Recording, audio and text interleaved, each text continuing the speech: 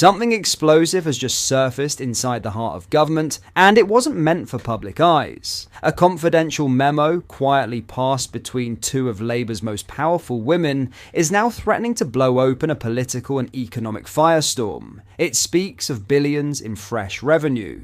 But the methods proposed, they could send shockwaves through pension pots, investment portfolios, and high earners across Britain. And the most unsettling part? This wasn't leaked by opposition forces or unearthed through official scrutiny. This memo came from inside the machine. So, what exactly is Angela Rayner planning behind closed doors? Let's break it down, but first, hit the like button and subscribe to the channel for more. A new political firestorm is erupting at the very top of the Labour Party. This time not over policy announcements, but a leaked confidential memo from Deputy Prime Minister Angela Rayner. The 2.5-page document, submitted to the Treasury back in March and recently obtained by The Telegraph, proposes a sweeping tax raid that could hit millions of British savers, investors and high earners. Its contents are already fueling fierce backlash, both inside and outside the party. Rayner's memo, titled Alternative Proposals for Raising Revenue,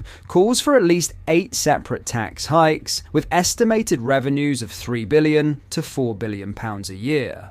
But analysts warn the real figure could be much higher, as several of the proposed changes don't yet have formal costings attached. So, what exactly is being proposed? Among the most controversial is a move to reinstate the pension's lifetime allowance. This limit, scrapped by the Conservatives in 2023, had previously capped tax-free pension savings at just over £1 million.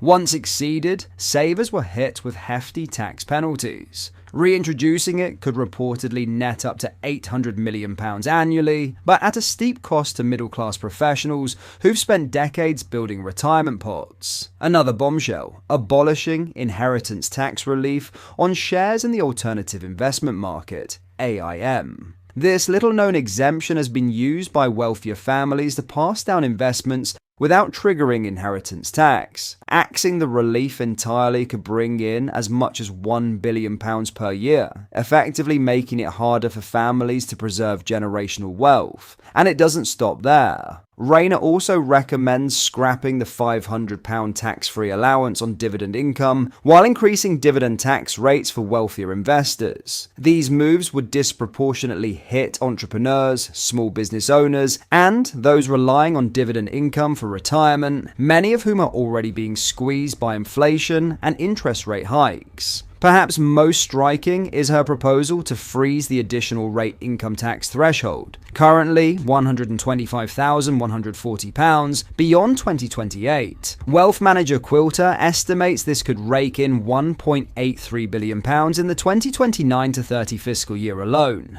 In practice, it would mean more high earners being dragged into the top tax bracket, not through any change in their real income, but simply because the threshold isn't keeping pace with inflation.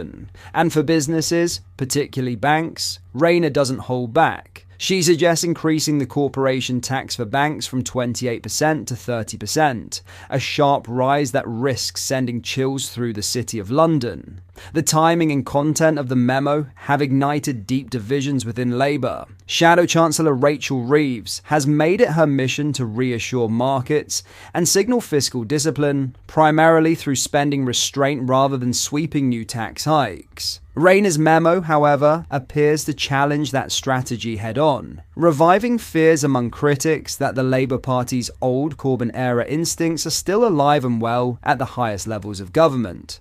Conservative Shadow Chancellor Mel Stride was quick to capitalise, declaring, "This confirms that we are still living with the Labour Party of Jeremy Corbyn. At the very highest level, Labour ministers are debating which taxes to increase next." Meanwhile, Treasury insiders have reportedly scrambled to downplay the rift, insisting that while Reeves welcomes contributions from cabinet colleagues, she remains the sole decision-maker on tax and spending policy. Still, this leak couldn't come at a more volatile moment for Labour. Keir Starmer's leadership is already under internal pressure over cuts to disability benefits and his plan to end universal winter fuel payments. According to reports, over 100 Labour MPs have signed a private letter opposing changes to personal independence payment, PIP, marking the largest rebellion Starmer has faced to date. Angela Rayner, who sits firmly on the party's left, is said to be growing increasingly exasperated at being forced to publicly defend decisions she privately opposes, particularly those coming out of the Treasury. All of this paints a picture of a Labour government that's not just under external scrutiny, but internally divided, uncertain, and potentially on a collision course over how to balance the nation's books. Whether these tax hikes ever become policy remains to be seen. But one thing is clear: the idea of a secret memo plotting billions in new taxes, hitting pensions, inheritance, investment, and income